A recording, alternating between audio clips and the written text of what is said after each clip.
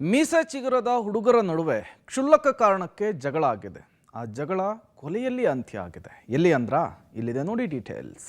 Car parking ವಿಚಾರಕ್ಕೆ ಯುವಕರ ಗಲಾಟೆ, ಮರುದಿನ ಬಂದು ಚಾಕುವಿನಿಂದ ಇರಿದು ಕೊಲೆ. ಕ್ಷುಲ್ಲಕ ಕಾರಣಕ್ಕೆ ಇನ್ನು ಮೀಸೆ ಚಿಗುರೊಡೆಯದ ಹುಡುಗರು ಗಲಾಟೆ ಮಾಡಿಕೊಂಡು ಒಬ್ಬನ ಪ್ರಾಣವನ್ನೇ ತೆಗೆದು ಬಿಟ್ಟಿದ್ದಾರೆ. ಬೆಂಗಳೂರು ಹೊರವಲಯದ ಉತ್ತರ ತಾಲೂಕಿನ ಸೊಂಡೆಕೊಪ್ಪ ಗ್ರಾಮ ಪಂಚಾಯಿತಿಯ ಬಳಿ ಕೊಲೆ ಆಗಿದ್ದು, ಮೃತನನ್ನ 17 ವರ್ಷದ ರೆಹಮಾನ್ ಅಂತೇಳಿ ಗುರುತಿಸಲಾಗಿದೆ.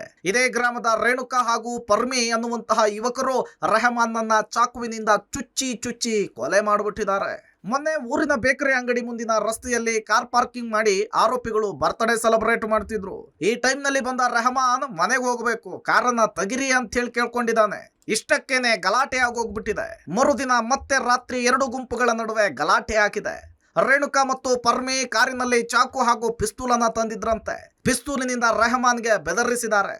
ಗಲಾಟೆ ವಿಕೋಪಕ್ಕೆ ತಿರುಗಿ ರೆಹಮಾನ್ಗೆ ಚಾಕುವಿನಿಂದ ಇರಿದು ಬರ್ಬರವಾಗಿ ಹತ್ಯೆಗೈಯಲಾಗಿದೆ. ಮನೆ ಹತ್ರ ಗಾಡಿ ಪಾರ್ಕಿಂಗ್ ಮಾಡಿಬಿಟ್ರ. ಪಾರ್ಕಿಂಗ್ ಗಾಡಿ ಹಾಕಿದ ನಮ್ಮ ಮನೆ ಹತ್ರ. ಅಣ್ಣ ಸ್ವಲ್ಪ ಸೈಡ್ಗೆ ಹಾಕೊಳ್ಳಿ ಅಂತ ಹೇಳಿದ ನಮ್ಮ ಮಗ. ಹೇಳಿದ್ಕೆ ಇಲ್ಲ ಹಂಗಾಸ್ ಹೋಗೋ ಅಂತ ಹೇಳಿದ್ದಾರೆ. ಇಲ್ಲ ಅಣ್ಣ ನಮ್ಮ ಮನೆ ಇರೋದು ಇಲ್ಲೇ 10 ಮೀಟ್ರ್, ನಾನು ಯಾಕೆ ಸುತ್ಕೊಂಡು ಹೋಗ್ಬೇಕು, ಸ್ವಲ್ಪ ಸೈಡ್ಗೆ ಹಾಕೊಳ್ಳಿ ಅಂತ ಅಷ್ಟೇ ಮಾತು ಹೇಳಿದವರು. ಕರೆಕ್ಟಾಗಿ 9:30 9:35ಗೆ ಈ ತರ ಮಾಡಿದ್ದಾರೆ. ಪ್ರಕರಣವನ್ನ ದಾಖಲಿಸಿಕೊಂಡ ಮಾದನಾಯಕನಹಳ್ಳಿ ಪೊಲೀಸರು ಆರೋಪಿ ರೇಣುಕಾನನ್ನ ವಶಕ್ಕೆ ಪಡೆದಿದ್ದು ವಿಚಾರಣೆ ನಡೆಸುತ್ತಿದ್ದಾರೆ. ತಲೆಮರೆಸಿಕೊಂಡಿರುವ ಮತ್ತೊಬ್ಬ ಆರೋಪಿ ಪರ್ಮಿಗಾಗಿ ಬಲೆ ಬೀಸಿದ್ದಾರೆ.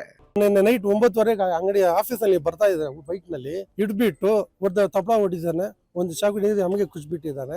ಒಂದರ ಪಿಸ್ಟೋಲ್ ತಗೊಂಡ್ ಬಂದಿದ್ದಂತೆ. ಇನ್ನೂ ಸಾಯಿಲ್ಲ ಅಂತ 3 ಟೈಮ್ ಮಾಡಿ ಟರ್ನ್ ಮಾಡಿದ್ದಾರೆ. ಸ್ಪಾಟ್ ನಲ್ಲಿ ಸ್ಪಾಟ್ ಆಯ್ತು. ಅದು ಒಟ್ಟಾರೆ ಮೀಸೆ ಚಿಗುರದ ವಯಸ್ಸಿನಲ್ಲಿ ಕೋಪದ ಕೈಗೆ ಬುದ್ಧಿ ಕೊಟ್ಟು ಅಮಾಯಕನ ಪ್ರಾಣವನ್ನೇ ತೆಗೆದು ಬಿಟ್ಟಿದ್ದಾರೆ. ವೆಲ್ಡಿಂಗ್ ಕೆಲಸ ಮಾಡಿಕೊಂಡು ಮನೆಗಾಸರೆಯಾಗಿದ್ದ ಮಗನನ್ನ ಕಳೆದುಕೊಂಡ ಕುಟುಂಬ ಪಾಪ ಕಣ್ಣೀರಲ್ಲಿ ಕಾಲ ಕಳೆಯುವಂತಾಗಿದೆ. Prakash, public TV, Nelamangala.